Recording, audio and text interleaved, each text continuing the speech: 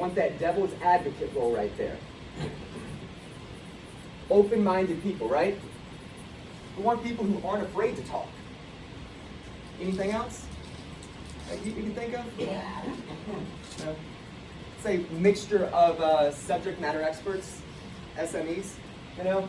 Not only just the stakeholders, the people who know it, you know? In the Columbia situation, during that meeting, wouldn't it have been helpful to have some of the subject matter experts who didn't agree with it in that conversation? You know, they didn't get a chance to speak up to leadership. You know, you go back to what this guy says, he's the director. He says, if you know something, speak up. He didn't get that chance. This was the chance there where middle management was basically brushing it off. And that's what led to 7 people's deaths. You know? So those are the kind of people we want right there. The next part is a part of the risk process is appraising probability and severity.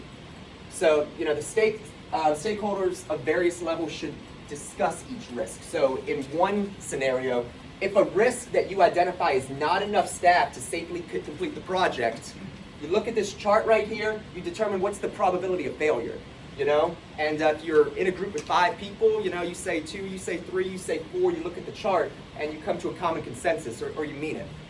And then the same thing with severity. If it fails, how severe is it going to be? You can do this for safety, you can do this for budgetary, you can do this for project failure. If this is a proven process that should be done.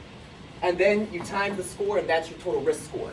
So at the end of it, you should have 5 to 10 different risks and you rank them based upon their risk score. Probability and severity, you times it together. And basically you can chart it out showing, you know, your higher risk scores are going to be marked up here. Lower risk scores down there. And the big thing is, you know, you go back to your staff, you make sure these are all our risks. Everyone agrees, you assign accountability. So if you have 10 risks, you look at, you know, it can be an organization structure. You can say this risk affects community development. I'm putting Liz in charge of this one. This risk affects police, you know. I'm going to put Doug in charge of this one. You know, so you go down the list and you assign accountability and then you act.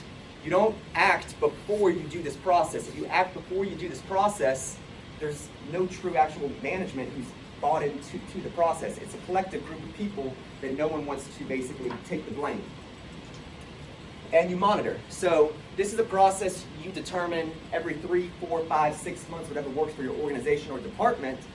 And each 3, 4, 5 months, you go back to the same risks and you determine, hey, has this risk probability lessened? Is it a bigger deal now? And then you can basically reprioritize them. So, you know, for one risk here, let's say this is the not sufficient staff. This is ideally where it was 1 month, and then you come back 3 months later, and because of positive contributions you've done, you've reduced the risk. So you recalculate it there.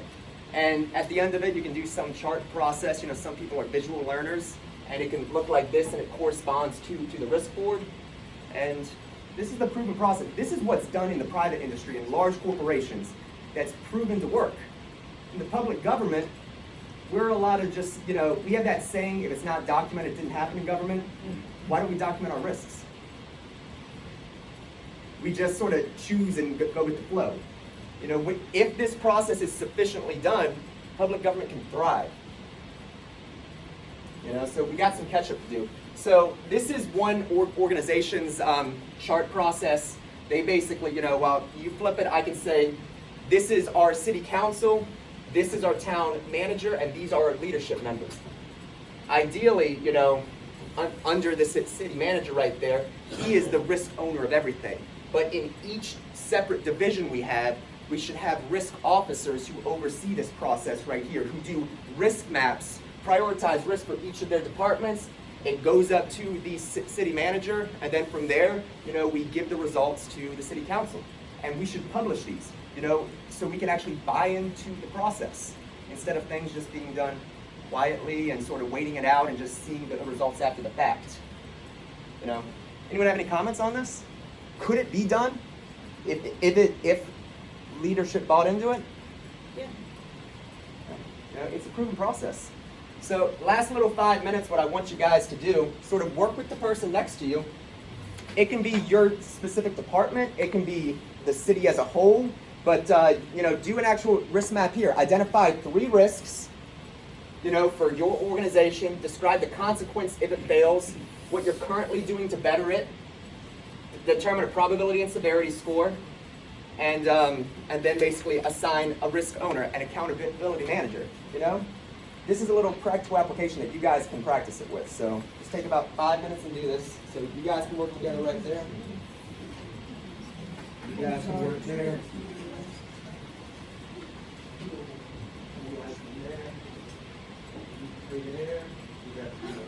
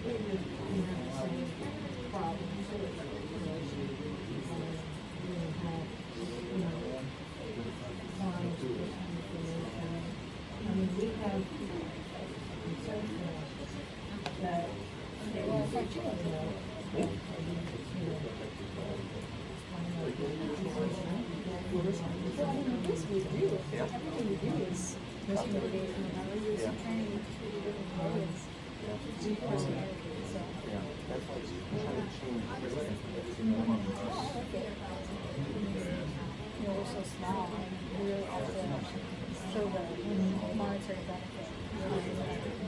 But it's just appreciation for every dollar you put up. For every dollar on mitigation, you get $6 in return. And nobody wants to put money in mind because they're like, no, we're doing okay. Organizations that they will allocate resources for rather than a decision. So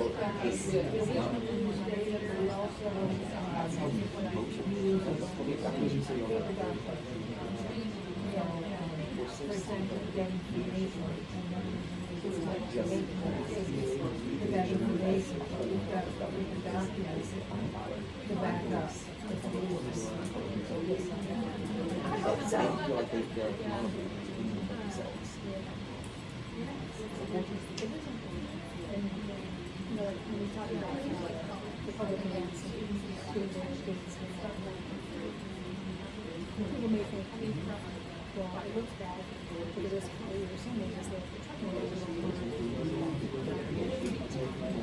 basically people listen to right there. Severity, you guys will determine the probability and severity. You guys agree on it. And you guys, exactly, that's up here. But when you guys are spending all your resources on things down here. I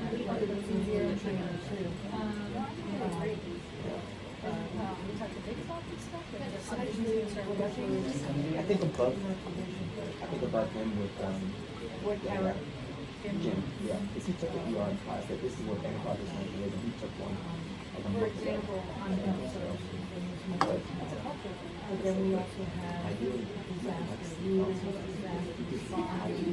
So it's the type of job that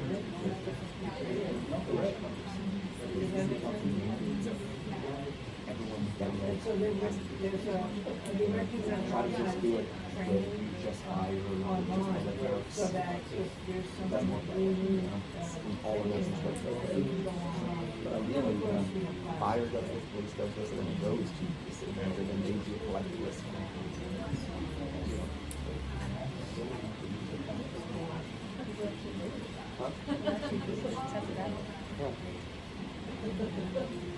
Did you really get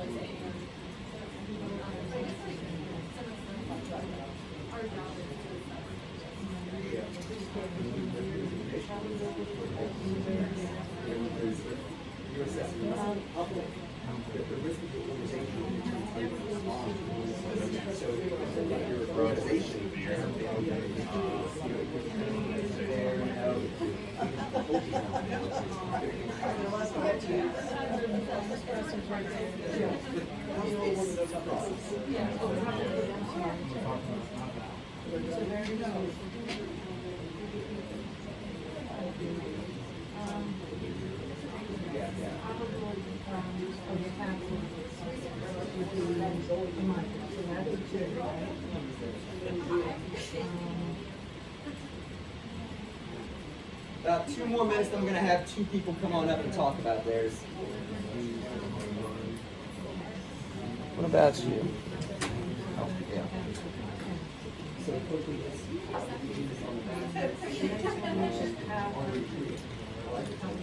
so after you do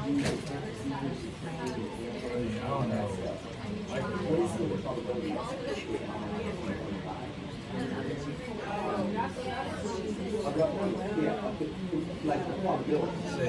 The probability. Yeah. So like, so you put a arbitrary. You know,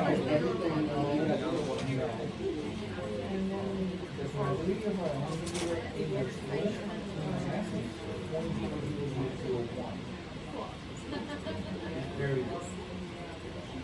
The severity.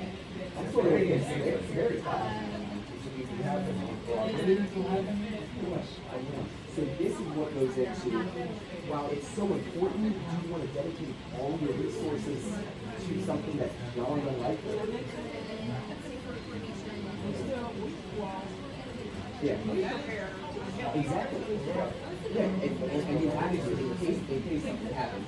But yeah, you know, I thought you were always clear to the general the day-to-day operation of the police officer. I consider that whatever. So if you're at a 4 and you're at a 1, after that to 2 or 3, you know.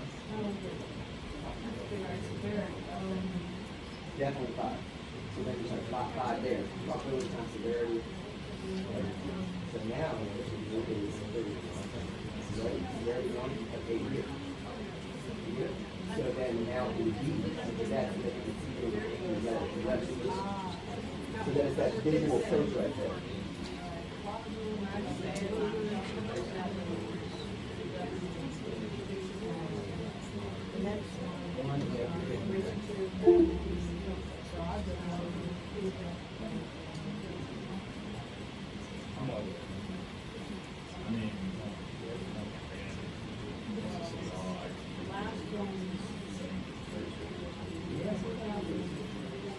All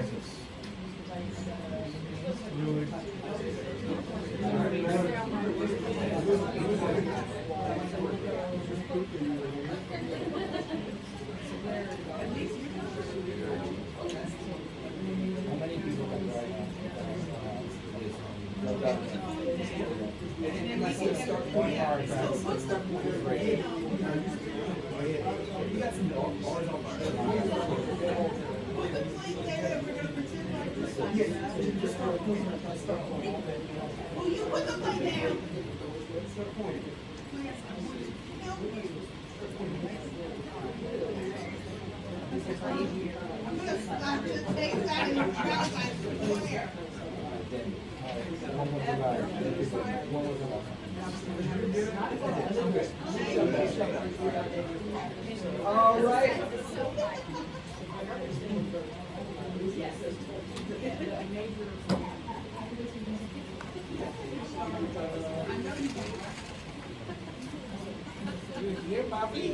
All right. So what we're gonna do now? Who feels very confident about their about their risk analysis? You guys do? In the back? Come on up. Come on up and talk to us about it. Yeah. Up here, right there. I'm gonna switch places with you. Yes. All right. So, first of all, we had an amazing group, and we all feel very confident about this. All right. Plus, we had Amelia, so that kind of helped. That's a little cheating right there. That's her job. Yeah. So, for under the risks. Yeah. So let's talk about A, and A. So what is your first risk? So we had community perception. That's the first risk. Of the police department? Police department. Okay. And then for consequences, we had negative community support. Mm-hmm. And then for current protection, we have special orders, SOPs, procedures, and ongoing community outreach initiatives that we do. And then switching to the other side. So we felt that this was very likely. So we had a 4. So it's very likely to affect positive or negative, your Correct. community outreach. Okay. Yeah. So, And then the severity, we also had a 4, which was major, right? Yeah. And then for total, we had 16. So we kind of laid in the red. So what I was showing a few groups on your risk map here, you would want to put A in circle, pretty much. So then you can see you're in the red. So, your community outreach, you can see it's very important. And then you rank it with the others and so on. Yes. So now what's your B risk? Okay, so we had city vehicle accidents for B. And then for consequences, we came up with money, death, injury, vehicle being out of service, insurance rates will go up citywide, right? And then for current protection, again, we have ongoing training. We also have certain procedures and policy in place, ongoing education. And for probability, we have 5 that is almost certain that's going to happen. Yeah. Severity, we had 3. The moderate ranking. Overall, we had 15, which also was found in the red. So. Okay. Yeah. And for C, we had special events, citywide. Yeah. And obviously, consequence will be death and/or injury, mass casualty incidents, negative outcome, loss of trust from the public and community. For current protections, prior meetings leading up to the event, after action reports and/or meetings, debriefs, dry drills, exercises, certain level of securities in place during the events, prior analysis leading up to, during, and after the event. And then for probability, we have 5, and severity, we have 5. Yeah. And so that Brings goes it in there. 25. Yeah. So all yours, you consider in the red right there. Correct. So, and then who are your accountability managers? Yes. So for risk A, which was the community perception, we had PD chief. Okay. Because that was a community decision. For that one, yes. Yeah. For risk B, I like like it. Yes. We're talking about that, yeah. We can most definitely discuss it. Yeah. Whatever you say, Captain. Risk B, we have PD and fire chief. And For- that for the one's vehicle For the accidents? city vehicle accident. Okay. And then we have for risk C, which was the special events, Yeah. emergency management, fire chief. Oh, I was going to throw Shields under the bus there, you know? Yeah. So, Yeah, I thought that was a great job. A great job. Wait. We're gonna talk about Yeah. But let's talk a little bit. You know, so you disagree with the accountability managers a little bit. You know, she was a part of your risk group, but let's talk a little bit. Who would you put as your accountability managers? Would you drop it down to like a lieutenant level maybe? So that community one, yes. you might not like this answer, that's every single person that wears that uniform. Yeah. Because the chief is one person going one place. The line staff are also the ones that deal with the public every single day. So, I mean, you can actually take the supervisors out. I would put the actual workers as, and again, I know we only like one person. but Yeah. The reality is, with our job, it's the people that do it day to day, Yeah. because they're the ones that are out there doing it. So the chief is the figurehead, he's not the manager, because he touches fewer people. Yeah. Our staff touch more people. That would be the only reason why we disagree. Yeah. No, I'm with you. You know, Yeah. all of the officers are your stakeholders. You know, and also the public is your stakeholders. They're both stakeholders with it. But for the ERM purposes, I would try to throw someone. I would actually, me personally, I drop down a little bit. Maybe put. You know, isn't Captain Larkin in charge of the operation? Or is that you? Thank you. No. Well, then I'll put your name on there. No, that's fine. That's, Yeah. that's fine. Yeah. Yeah. But yeah, no, that's Yeah. why I say it's because I mean, I'm even with with you, ours, yeah. we got some Mix and multiples match. too, because it's kind of hard to just place it Yeah. in one. Yeah. Yeah. Well, can I be the devil's advocate here now? That's expected. So Let's hear it. when Yeah. that happened, the incident happened in Marjorie Douglas, and the SRO leading the wing, blah, blah, blah, he's representing the department, who got fired? The sheriff. You know, it's just being Yeah. fired. Well, the public wanted him out, Yeah. and they got him out. Yeah. So ultimately, the chief, Yeah. or whatever, so. What I would even say. when the police officer You goes got back, a point, but look how many, let's say, bad shoots you have. The chief, Yeah. the head, they did get fired, the officer got fired. Yeah. So it depends on the incident too. If Manassas took an ERM approach, how it would be city council, city manager, police chief. And then city manager, fire chief, city manager, public works. So each division right here, department, are the risk holders for that department. But that's if you're looking at it as an organization wide. If police was doing it themselves, you would have the chief here, and then you would have, you know, in charge of patrol, in charge of administration, in charge of community outreach, and so on. And just, it's trying to get that buy-in and trying to have that single person that's going to facilitate it, you know, because if you just have every officer there, it's everyone is involved, but you don't have that pushing force to facilitate it. But good job. I All like right. it. I want you guys Yay. want to come on up? Yeah, you guys look like you had a lot of writing on yours. Yeah, come on up. Talk about yours. You did such a good job, I think you should be the public information. PIO right there. You guys have a lot of writing. Sure.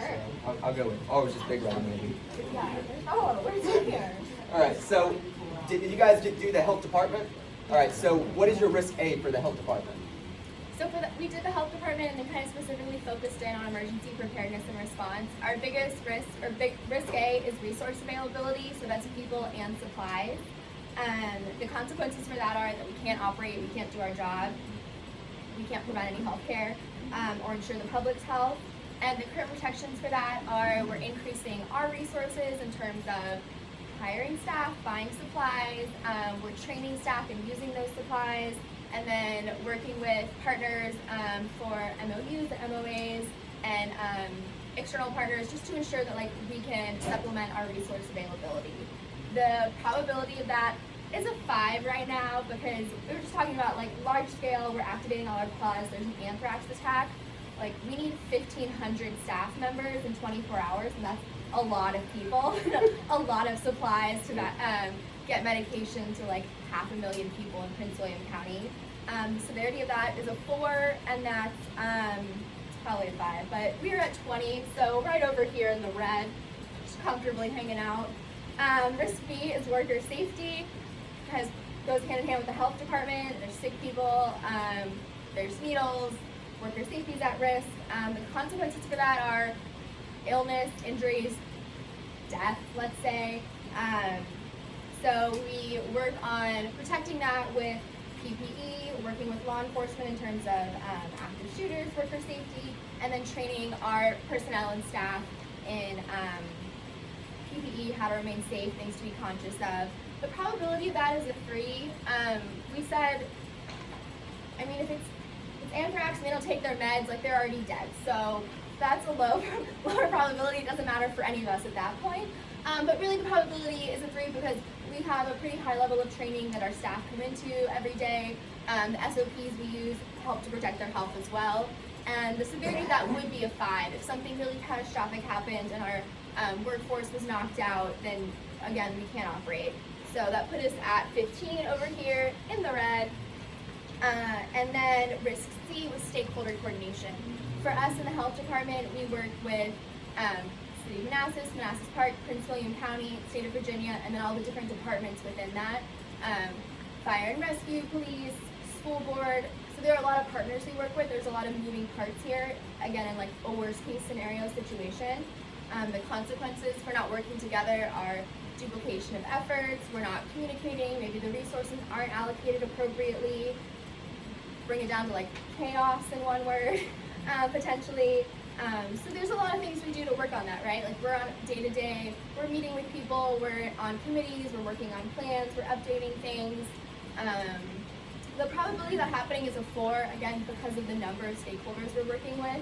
The severity though would be a 3 because the great thing about like emergencies is a lot of people come together. So we would likely have a lot of people, and while there may be duplication of efforts, operations would be happening, things would be ongoing. Which brings us to a 12 in the yellow right here. And your stakeholders? All of who they are. Yeah. Oh, A, B, and C. You know?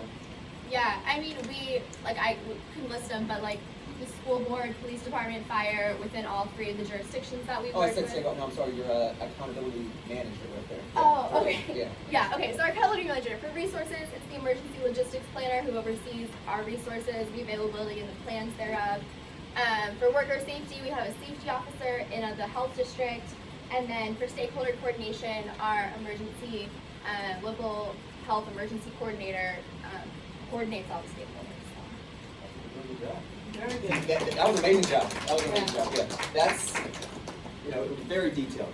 Very detailed. And these things can be done as detailed as needed. It can be the single word there. You can have a report with it, but just having just that buy-in, having all the stakeholders in that room and talking about the risk can help uncover some of those known unknown risks where we know something could happen but not exactly sure what, and then potentially uncover the unknown unknowns, the novel risks that we don't really think about, that we could talk about the contingency plans, talking about those worst case scenarios. Because unfortunately with subject matter experts like with the Columbia case, you can't prove subject matter expert wrong, so we really want devil's advocates to be a part of this process there. Anyone else feel very confident about theirs they want to speak up for? All right. Well, I appreciate you guys. Thank you. And if